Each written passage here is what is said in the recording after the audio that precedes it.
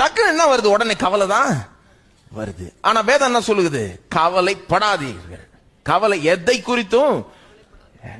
உண்மையிலே நாம ஜெபத்தின் வல்லமையை நம்பினோமானால் கவலைப்பட மாட்டோம். கவலைப்படுறதே எதை காண்பிக்குது? ஜெபத்தினுடைய மகிமையும் மேன்மையும் நாம ரொம்ப அந்த நேரத்துல நம்பிக்கை போயிடுச்சுன்னு அர்த்தம். ஏன்னா நம்ம ஜெபத்துக்கு எல்லாம் ஆமேன் அல்லேலூயான்னு சொல்லுவோம் பாருங்க. ஆனா பாயிண்ட் எங்கன்னா கவலைப்படுறோமா? கவலைப்படுறத என்ன காண்பிக்குது? நம்ம ஜெபத்தினுடைய மேன்மையும் மகிமையும் உணரல. அந்த நேரத்தில் அதை கைவிட்டுட்டோம். ஆகவே எளிமையான பாயிண்ட் நெகேமியாட்ட நம்ம கத்துக்க வேண்டியது, கவலைப்படாதீர்கள், ஜெபியுங்கள். கர்த்தர் நமக்கு செய்வார். கர்த்தரால் கூடாத காரியம் ஒன்றுமில்லை. ஆமா, இது எப்படிதான் இதுக்கு ஒரு தீர்வு வரும்ன்ற மாதிரி இருக்கலாம் சூழ்நிலையில. இதெல்லாம் யாராவது இதுக்கு ஒரு தீர்வு கொடுக்க முடியுமா? இது எப்படியாவது சால்வ் ஆகுமா?